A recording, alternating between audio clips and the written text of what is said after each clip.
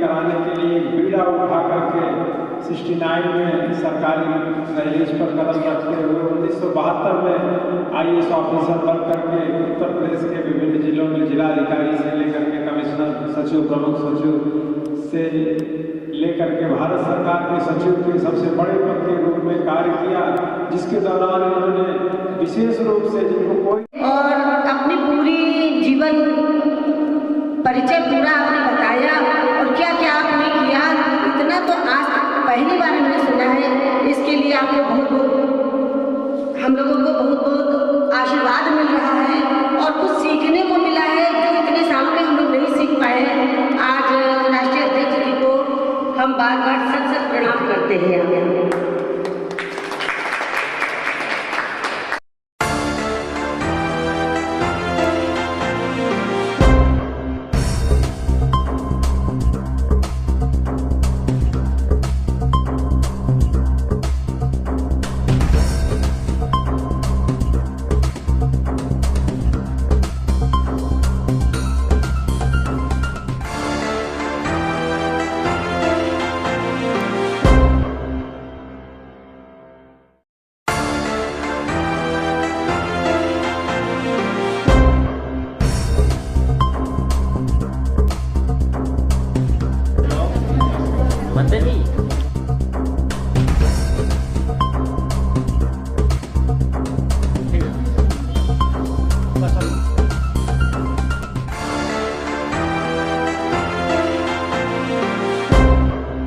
नमस्कार, मैं अर्चना और आप देख रहे हैं हंगामा टाइम्स। हंगामा टाइम्स जिस तरह से आपको दिखाता है कि उत्तर प्रदेश के अंदर लखनऊ में क्या खास हो रहा है, वहीं आज 15 जनवरी को जिस दिन आदर्श समाज पार्टी के राष्ट्रीय अध्यक्ष चंद्रपाल जी का जन्म उत्सव मनाया गया, बड़े धूमधाम से मनाया गया, परोपकार दिवस के रूप में मनाया गया, जहाँ जरूरतमंदों को कंबल वितरण करा गया। तो हमारे साथ में चंद्रपाल जी हैं, क्या कहना चाहेंगे सर आज अपने जन्म उत्सव पर?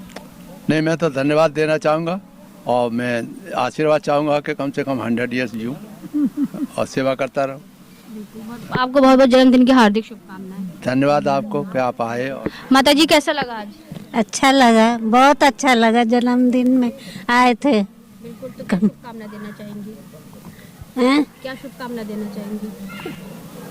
अच्छे से रहें, भगवान करे बढ़ंती करे, तरक्की हो, आगे बढ़े, और क्या। बिल्कुल बिल्कुल, आप क्या कहना चाहेंगे? यही कहना चाहेंगे कि बहुत अच्छा भाषण दिया, सब हुआ और उनके जीवन के लिए हार्दिक शुभकामनाएं करते हैं और जुग जुग जिए हजारों साल, ये है मेरी आरजू। धन्यवाद। आप क्या कहना चाहेंगी आज?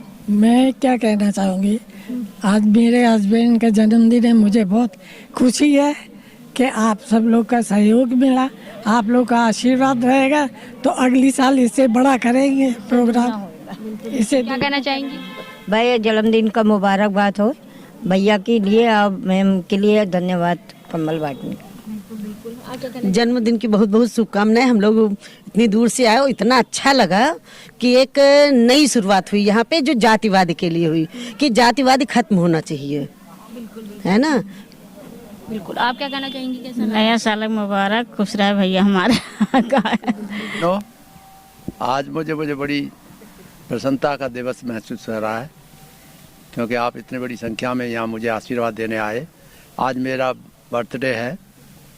बर्थडे के उस तरह से तो मैं कभी मनाता नहीं था, मगर कुछ सालों से जब मैंने देखा कि तमाम नेता लोग जो हैं बड़े बड़े धनराशि लेकर के बर्थडे मनाते हैं, तो हमने सोचा कि छोटे से प्रोग्राम हमें भी करना चाहिए, जिसमें कि परोपकार की वो महसूस होता हो। तो हमने बीड़ा उठाया था कि अपने जन्मदिन न कह करके, केक न काटते, फॉर्मेलिटी न करते हुए एक परोपकार दिवस के रूप में से मनाया जाना चाहिए, और उसी को हम कर रहे हैं। आज का जो किया है उसमें आपके पत्रकार बंधु सब आए हैं, बड़े आशीर्वाद दिया, बड़ा अच्छा लगा मुझे, बहुत ही मेरा उत्साह वर्धन किया है। मैं हमेशा से, जैसे मैंने बताया अपने उसमें संबोधन में, कि गरीबों के लिए हूँ और गरीबों के लिए जियो हूँ और गरीबों के लिए मरूंगा, उन्हीं के लिए सहायता करता रहूँगा, चाहे किसी जात का हो। मैं जात विहीन समाज की स्थापना में विश्वास करता हूँ।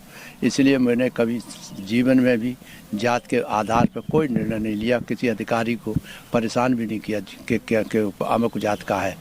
ये गुण जो सभी लोगों में आ जाए तो हमारा देश अच्छा देश, अच्छा सर्वमान्य देश बनेगा, उच्च कोटि का देश बनेगा और सभी जगह शांति होगी।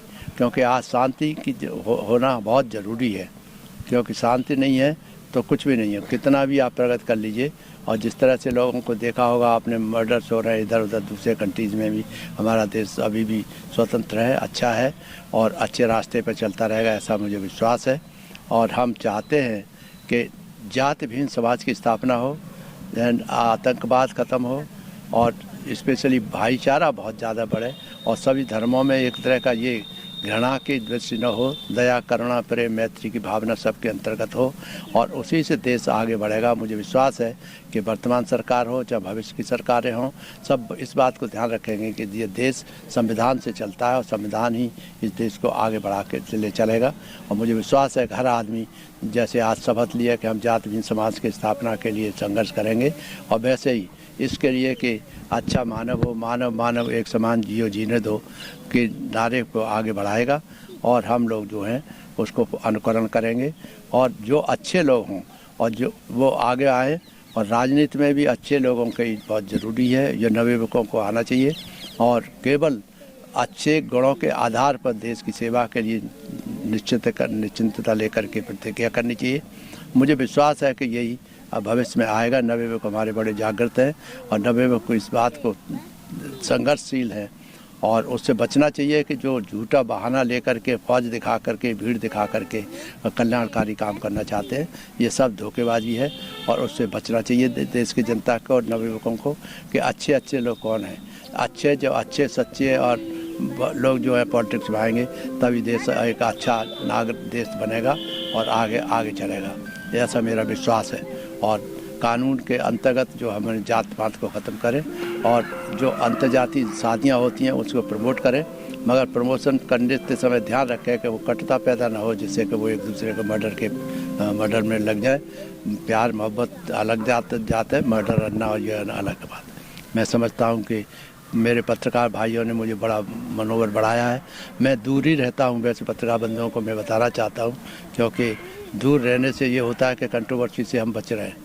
इतने सालों से हम नौकरी न करने के बाद भी नौकरी में मानते हुए लोग हमारी इज्जत करते हैं और सब लोग किसी अधिकारी के पास जाओ तो बड़ा इज्जत से बात करता है। यह भी मेरे लिए बहुत गर्व की बात है और ये बहुत ही ज़रूरी है कि आप हमारा जहाँ तक है वो हर एक के लिए हमारे दरवाजे खुले हैं। जब चाहें जैसे चाहें आप जो प्रोग्राम वगैरह करना चाहें तो हमसे पूछ लीजिए और आपको करिएगा। और मैं चाहता हूँ कि आप लोगों का सहयोग अगर रहे तो हम बदल के रख देंगे कि जिस तरह से हमने सर्विस में नाम कमाया आप लोगों के उत्तर प्रदेश का और सभी लोगों का, हम चाहते हैं कि वैसा ही नाम हम पॉलिटिक्स में हैं इतने सालों से। और आश्चर्य होता है कि हमें इतने सब होने के बावजूद भी हमें 3-4 बार हमको हरा दिया, जात की गलत जात का नाम सर्टिफिकेट दे के लोगों को। दूसरा जो हमारी मिसेज को भी हरा दिया, बड़े बड़े पार्टी पॉलिटिक्स के नेताओं ने बुला के टिकट दिया, उसके बाद भी हरा दिया। तो कोई ना कोई कमी हमें ज़रूर होगी, उसके लिए कोशिश कर रहे हैं कि पता लगाएं कि हमें क्या कमी है, हम क्या नहीं कर सके। हमने बहुत कुछ किया है, हर देश की, इस देश की हर योजना में चंद्रपाल का हाथ है, क्योंकि बिहार, उड़ीसा, झारखंड, वेस्ट बंगाल, इसका तो मैं प्रिंसिपल एडवाइज़र प्लानिंग कमीशन रहा हूँ। तो सारी योजना हमारी, हम लड़ सकते थे जाके, बिहार में भी कह सकते थे, मगर अपना मन है कि अपने देश के लिए, अपने प्रदेश के लिए स्पेशली जहाँ पैदा हुए हैं, जिन्होंने हमें आगे बढ़ाया है, उसकी सेवा करके ही हम कहीं दूसरी जाएँ तो ज़्यादा अच्छा रहेगा। इसलिए हम अभी बाहर नहीं निकल के गए, नहीं तो अब जाएंगे। अब पॉलिटिक्स अब नज़दीक आ रही है इलेक्शन, और उसमें हम कोशिश करेंगे कि जहाँ जहाँ हम रहे हैं बड़े बड़े अच्छे काम किए हैं, नाम कमाया है, उन जगहों पे हम फिर से जाएंगे। और जाने के बाद पत्रकार बंधु जैसे हमारे साथ हैं, अगर उनमें से 1-2 भी हमारे साथ लगे रहे तो हम समझ सकेंगे कि सारे आइडियाज़ के आधार पर सारे देश को, सारे समाज को बदल के रखेंगे। तो ये मेरी गारंटी है और मैं तो इसी के लिए जीवित हूँ और जीवित रहूँगा। धन्यवाद। हंगामा टाइम्स की तमाम खबरों को देखने के लिए हंगामा टाइम्स को सब्सक्राइब कर लीजिए और बेल आइकन दबा लीजिए। अगर आपको ये वीडियो अच्छा लगा हो तो लाइक बटन प्रेस कर अपनी प्रतिक्रिया हमारे कमेंट बॉक्स में देना मत भूलें।